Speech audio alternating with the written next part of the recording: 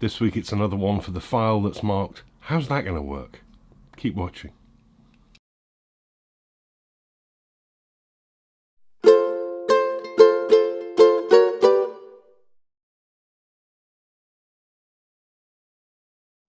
Yeah, welcome back. It's GotAUkulele review day. As ever, this is the summary video review. You have a look at the link below to take you to the website. That's where you'll find a lot more information about this instrument and where to get hold of one.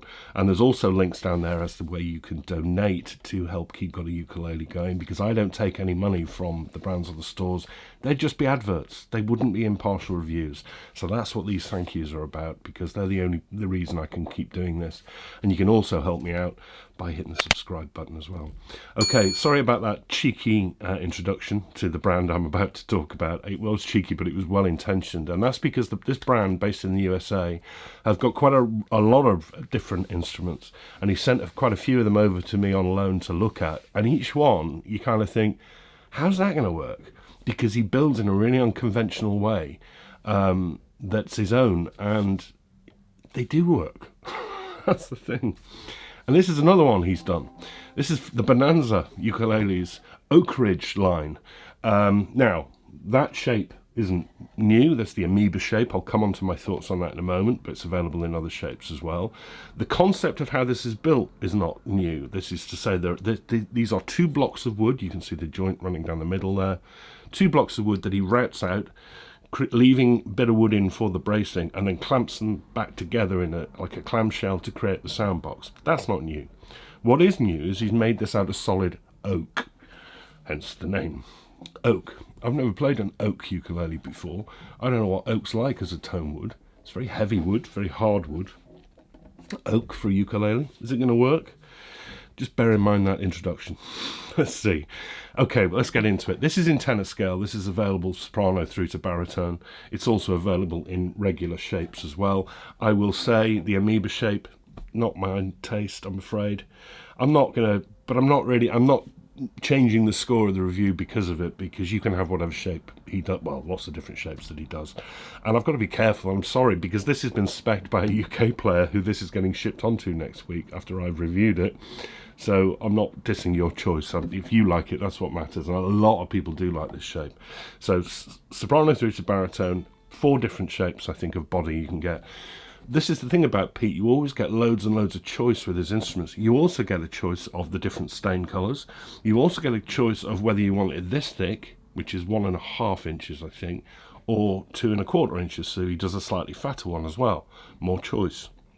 Down to the things that are more traditional. Oh, sorry, you do also get one other thing that is choice. You get a choice of whether this is made from quarter sawn wood, like this is, I believe, or plank cut, which is cut differently.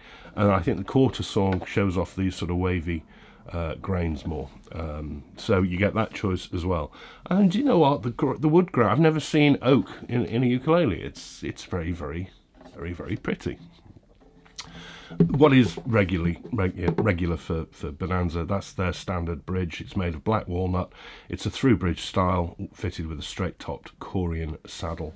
People say these are difficult to string. They're not. You just push a string through the hole, keep pushing. Eventually they appear here in the sound hole. Pull it out, tie a knot in it, and pull it back. Done. As I say, it comes with a range of different colours that you can have on the stain. I think this is natural, but it's an open pore satin finish. It feels very, very nice in the hands. You can see the grain quite clearly in the wood. Very nice. This one comes with the oak logo. Is that a screen print or pyro or something like that on it? I'm not a big fan of things on tops of instruments, but that is an option. You don't have to have that. So I'm, again, not one to score it down with. Inside, there is a picture of inside on the website, but bear in mind this is a very unconventional instrument, so there's no kerfing and stuff like that, but you can see the bits of the braces that he's left behind. But again, very, very odd, very odd build. The neck is bolted on, made of African mahogany in 3 pieces. You can't really see the joint down here at the very diminutive little heel, and it's pretty squashed off at the back here, but it's really roomy. 38mm, 30mm G2A, really nice roomy tenor neck. That is topped with more black walnut for the fingerboard. Really, really good condition and even in colour, and Pete calls this his self-healing fretboard, and that's to say that the slots he fits don't reach the end of the fingerboard, and then he drops the fret into it. So it means you don't get any sight of the fret ends. They don't need to be bound, but because the frets don't reach the end, and that means no chance of sharp edges or anything like that. Good news. Position dots in wood face out at 5, 7, 10, 12 and 15. They're rather attractive, but I am clueless as to why he hasn't put side dots on this. Pete has put side dots on all other instruments he sent over to me, I'm sure. So I'm wondering whether somebody specified not to have side dots. And why would you do that? Let me know. Let me know. This should have side dots as far as I'm concerned, and I'm putting that in one of the cons in the review.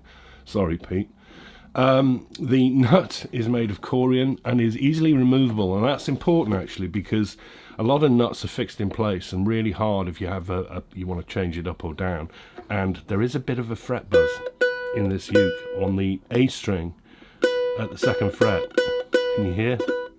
And you'll hear that in the video demonstration. But I'm not marking it down in the score because you just loosen the strings, take this nut out and put a shim of paper or card or something in there, very, very thin. That's all it needs. Just raise it up a tiny, tiny bit and that buzz will go away.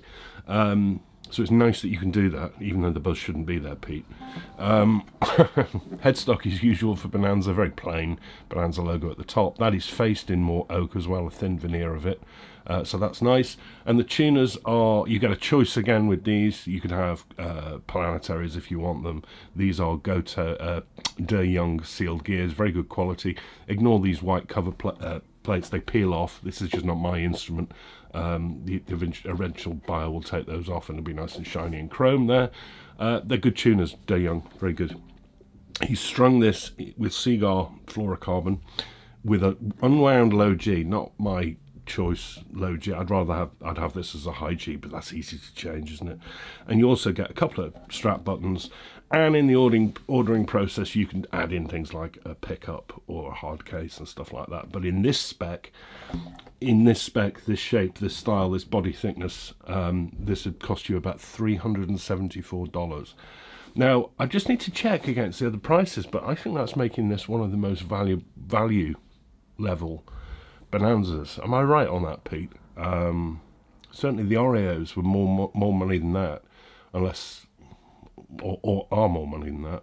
374. That's not a lot of money. This is made in the USA, not China. 374, and it feels like all Pete's. He's a cabinet maker by trade. He knows how to work with wood and how to finish it, and it just feels really, really smooth and well put together. And I can't get over how thin and resonant that feels. Oak, really? Wow. It's not heavy for oak. 605 grams, balances as you can see really nicely. Doesn't feel uncomfortable at all. Is it going to be a surprise? Let's see. Now, you are going to hear that bit of that buzz on that A string. I'm sorry, I can't hide it. So I thought I may as well just mention it. But as I say, very, very easily fixed on this one because of the nature of that nut.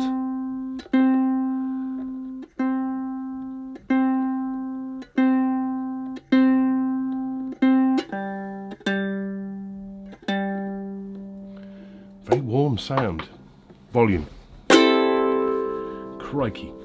It's loud. It's really loud. Right, volume's not a problem. But the other thing that I've just got to comment on is how resonant the whole thing is. Because I just felt that here, on my leg. Wow. Wow. Really, really resonant little box. How's he done that in a small, thin oak?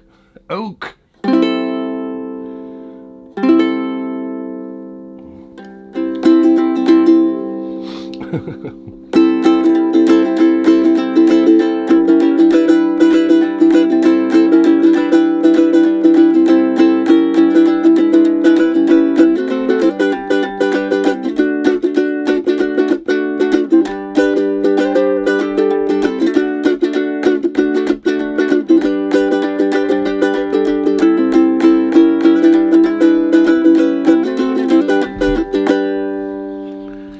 That's really laid back.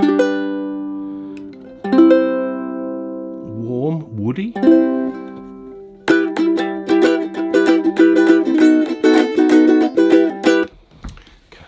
Sorry, but yeah. Let's finger pick.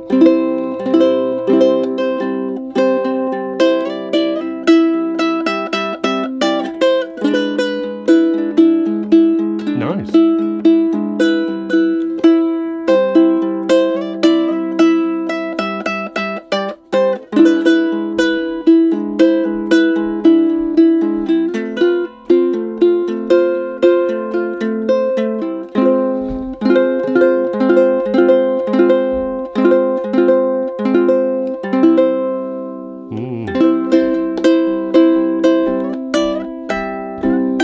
Good up the neck.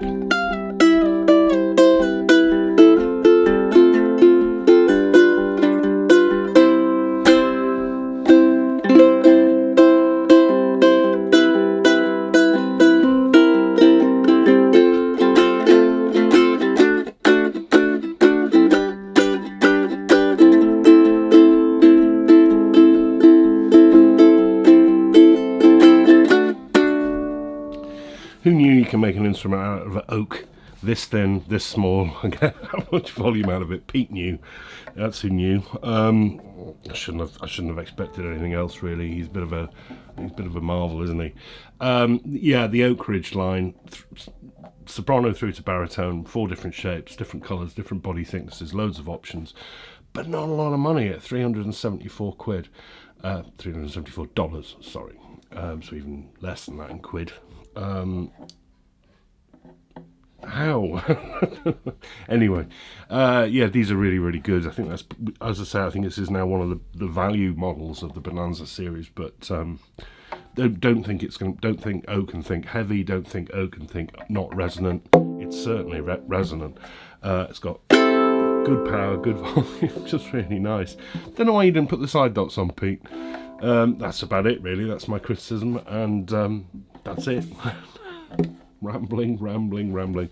Thanks very much to Pete and the buyer of this for being so kind as letting it come to me before they get their hands on it, which is brave. That's very kind, very, very kind indeed. Thank you very much, both. I am not here next week. I have matters to attend to with the family at the weekend, next weekend, so there's a gap. And then I'm back in 2 weeks' time with something really, really nice that I can't wait to have a look at. I shouldn't say that, should I? I shouldn't prejudge. But I'm back in 2 weeks, not 1 week. Thank you so much for watching and for your ongoing support. It really is much appreciated. Have a great week ahead. Look after each other and take care. Bye-bye.